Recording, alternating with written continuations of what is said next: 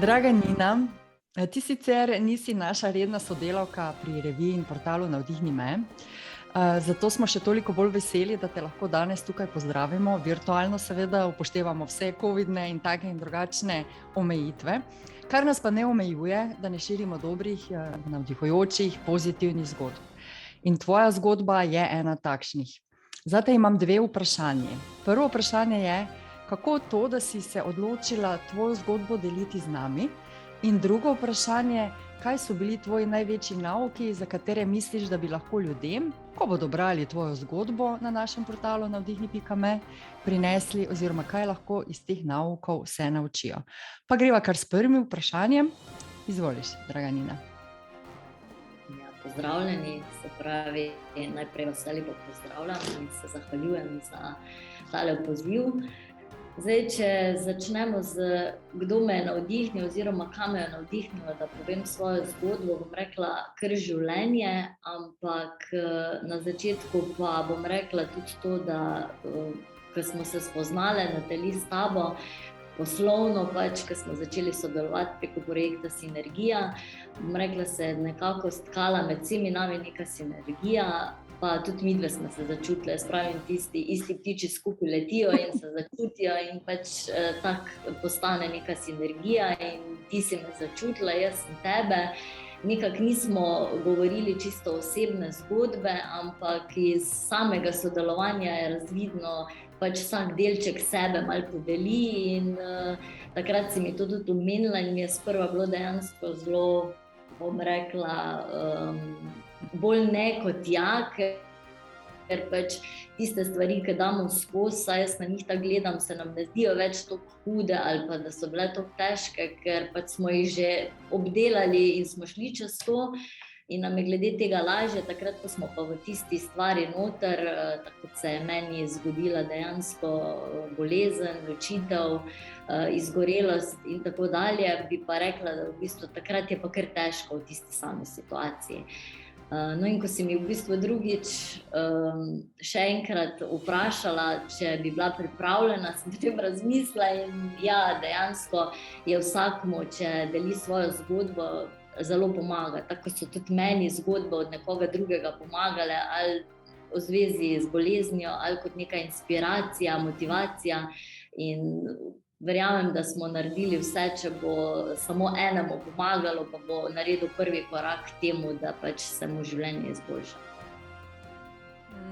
Si v prvem odgovoru si zajela že tudi drugega, ne? Se pravi, kaj so tiste dejavnosti, aktivnosti, možnosti, priložnosti, ki jih lahko naše bralke, bralci s seboj odnesejo, ko preberejo tvoj prispevek. Pogovoriva o Crohnovi bolezni, za katero velja, da je v klasični tradicionalni medicini, da je pač neozdravljiva. Ti živiš brez nje že kar nekaj časa. Ja, trkamo, ne? Malo preživerja je koristnega, rečemo. Ja. Kaj je torej tisto, kar se ti zdi, da bodo ljudje lahko odnesli, oziroma bodo odnesli s seboj?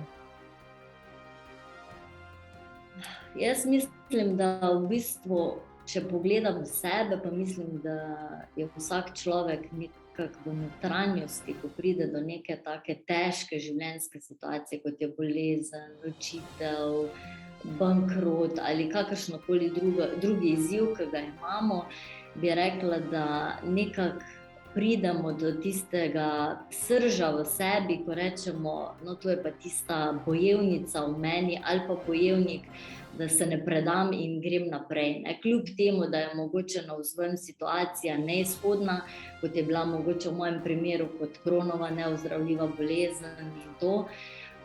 Ampak jaz sem takrat, ko sem začela delati na sebi, moje nasplošno življenje, prehrana je bilo katastrofa. Pride neka taka izkušnja, nek izziv, je pač treba stvari pač obrniti. Življenje te vedno nekako opozori, ok, Nina, nekaj narobe delaš, zato se ti je to zgodilo. Neki opomnik, neka, ne vem, budnica, bom rekla, v življenju in takrat pač zdaj ti se pa odločiš, kaj boš naredil. Pa je prišel nek stres, neka varianta in sem zopet, ne vem, 5 dni obležala, zopet so se začele krvavitve. In sčasoma potem, ko dejansko spoznava sam sebe, spoznaš, da kje še imaš tiste stvari, kje še moraš delati, kje so še tvoje rane, kje še je tisto, kar moraš zaceliti. In in nekako gre in postopno in potem vidiš, ko so nekako 3 leta pretekla, situacija je taka, da smo prišli nekako na neko ravnovesje in vsaka taka stvar, ko rečemo, ko gremo čez temno noč duše ali pa ko jo doživimo, jaz mislim, da je zelo pomembno, to je pač, ne vem, mogoče moje spoznanje, da v tistem trenutku, da smo zelo nežni do sebe. Ob vseh teh stvareh, da se ne obsojamo, da se ne kritiziramo, še vedno imamo vsaki trenutek možnost, da se odločimo na novo in postavimo neko novo odločitev in tam gremo naprej. In to je vsaki dan znova. Tako da, v tem smislu. Nina, hvala. Verjamem, da si spodbudila naše bralke, naše bralce in vse, ki gledajo zdaj tale prispevek s teboj, da kliknejo na link in preberejo tvojo zgodbo in začnejo s prvim dnem prve spremembe. Od srca hvala, Nina. Nina Skok, Ekotip d. o. o. za Navdihni me. Hvala.